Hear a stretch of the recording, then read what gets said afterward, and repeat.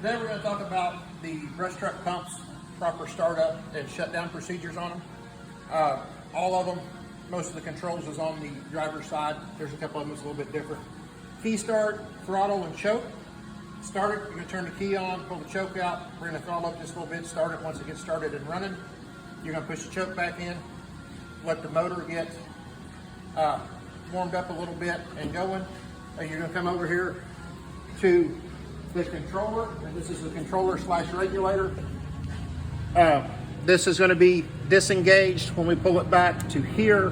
That's engaging. You always want to start the pump and shut the pump off with it disengaged.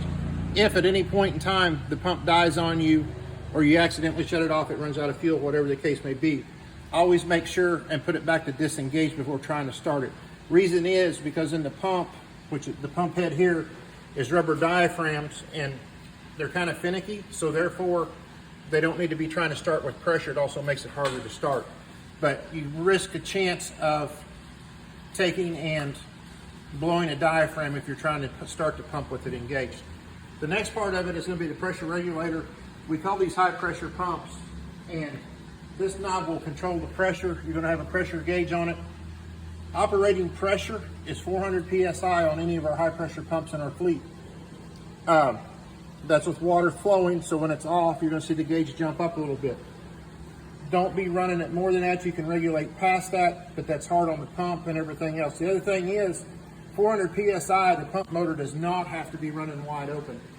Probably less than half throttle and you're going to have 400 psi of operating pressure. So keep that in mind, but when you get over 400 psi, another thing coming back to this finicky little pump is going to be the fact that you can blow the diaphragms in it. So keep that in mind when you're operating the pump.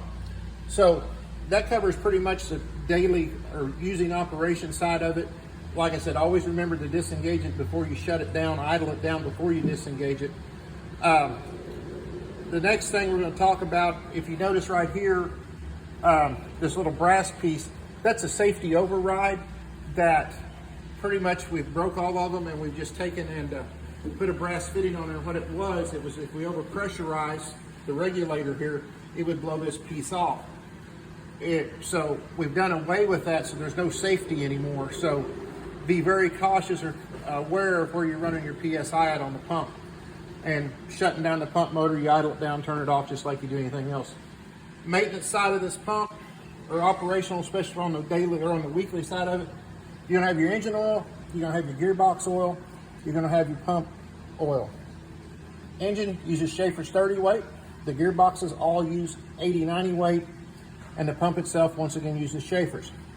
Gearbox, there's all of them except one truck. This is where the oil level is going to be, and that's how you check your oil level. The odd truck, and I can't tell you which one it is, has a dipstick in it. The rest of them, you take this little bolt out, a little bit of oil dribbles out, it's full. No oil comes out of it, you're going to need to add some 80-90 weight to it. Schaefer's 30 weight here. Some of them have a little mark on them, what we consider full. But about halfway, or not quite halfway, is what we're going to consider full on that. And when the pump's running, you're going to see it bubbling and stuff. Telltale sign that we've blown a diaphragm on the pump is that this oil is going to start getting frothy and milk looking like it's got water in it, because it does have water in it. The diaphragms keep the oil and the water separated in this little piston pump. So if you see that and the color's wrong in it, it doesn't look like oil and have that little green tint to it, most likely we probably got a diaphragm leaking or we've blown one. Last on the kind of list of things, and this is kind of new for us, we check them periodically, but it's not ever on a weekly. This little air chamber right here, it's got a fitting on it or check on it, takes 100 psi, which sounds like a lot. Just check it with a regular gauge. But at 100 psi, you got to think that's not a very big area. My hand's covering it. So if it's bone empty, probably about a half a second of air off this airline, and it's going to be real close to 100. If you overpressurize it, it's going to blow it, and then we're going to have to be doing some maintenance stuff on it.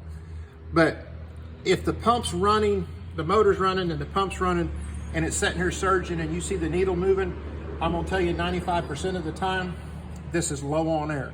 So when you come back, it needs to be checked, but that is the telltale sign, like I said, if it's surgeon, this is probably low on air. Happy brush fire fighting.